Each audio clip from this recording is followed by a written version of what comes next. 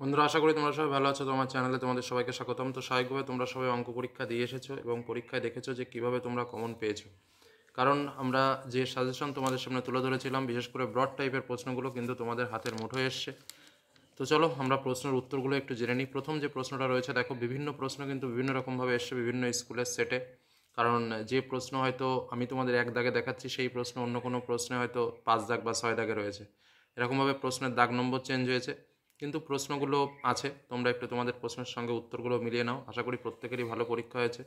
তো স্বাভাবিকভাবে প্রথম যে প্রশ্নটা রয়েছে, দেখো আমি আর বেশি সময় নষ্ট করব না, শরীরটা অতটা ভালো নয়। তো ঊর্ধ্বক্রমে সাজাও এবং যে তথ্যটা রয়েছে এক্স ওয়াইয়ের মান বের করতে হবে। এটার উত্তর হবে 126।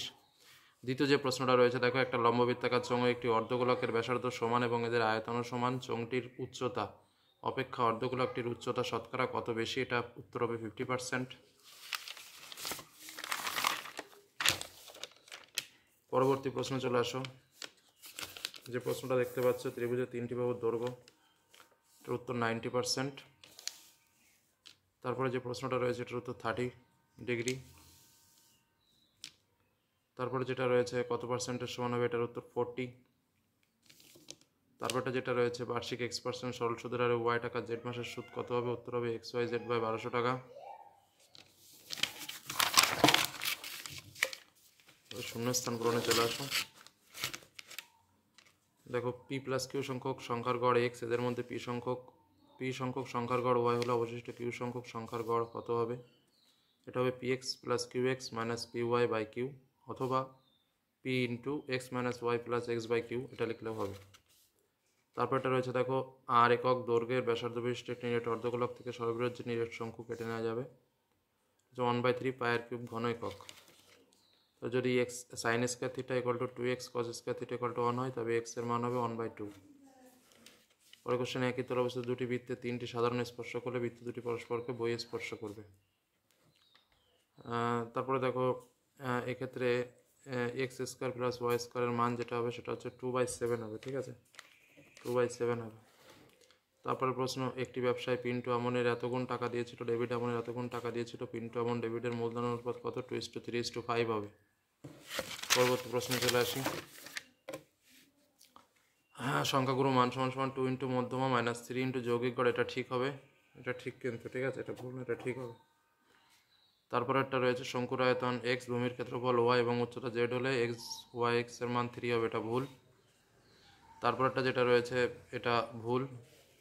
তারপরে যেটা রয়েছে এটা ঠিক হবে। তারপরে যেটা রয়েছে এটা মিথ্যা হবে।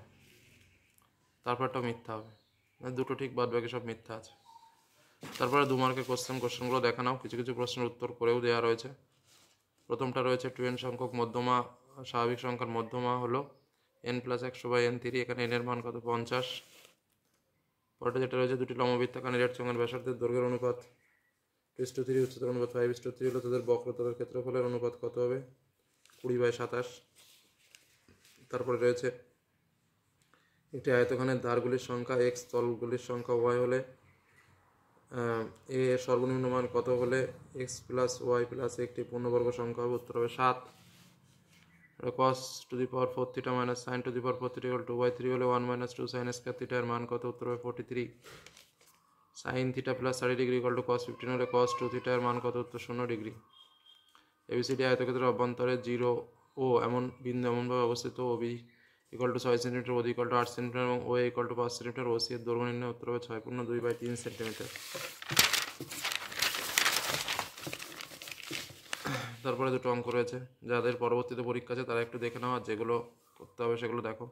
এটার উত্তর করে দেওয়া রয়েছে 4:1, এটার উত্তর 50/100, এটার উত্তর হবে 2100, AB মূলধন অনুপাত 3:2, আর পরেরটার উত্তর হচ্ছে 25,000। দেখো পাটিগণিত যেমনটা বলেছিলাম তেমনটা এসছে।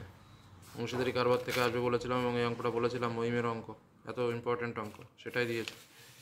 তারপরে দেখো সমাধানে বলেছিলাম যে এই দাগ নম্বর দিয়ে বলেছিলাম যেটা আসবে সেটা এসেছে। তারপরে দেখো এখানেও ঠিক সেম কেস, বলেছিলাম এখান থেকে আসবে এবং এই অঙ্কটা উল্লেখ করে দিয়েছিলাম। আচ্ছা, এই অঙ্কটাও দেখবে, মিলিয়ে দেখবে, যে সাজেশন দিয়েছিলাম লাস্ট মুহূর্তে সেটা দেখবে। উপপাদ্য তো কোনো কথাই নেই, দুটোই কমন এসছে। তারপরটা প্রয়োগটা দেখো, প্রয়োগটাও তোমরা কমন পেয়েছো, দুটোই। তারপরে এটাও এসছে, আর অন্তর্বৃত্ত আসার কথা ছিল, এটাও এসছে। আচ্ছা, তারপরে চলে আসো, এই অঙ্কটা তো সহজ আছে, এটাও সেই হিসেবে খুব একটা কঠিন নেই। তারপরে অঙ্কগুলো তোমরা করেছো, যারা ভবিষ্যতে পরীক্ষা দেবে তাদের জন্য একটু প্রশ্নগুলো দেখিয়ে রাখি। তো অঙ্ক কিন্তু সহজই এসছে, যদি কেউ কঠিন বলে থাকো তাহলে বলবো তারা আমার চ্যানেল ঠিকঠাকভাবে ফলো করোনি বা যেভাবে করতে বলেছি সেগুলো করোনি। যাই হোক, আশা করি প্রত্যেকেই ভালো পরীক্ষা দিয়েছো, ভালো রেজাল্ট করবে, পরে পরীক্ষার জন্য প্রস্তুতি নাও। ধন্যবাদ।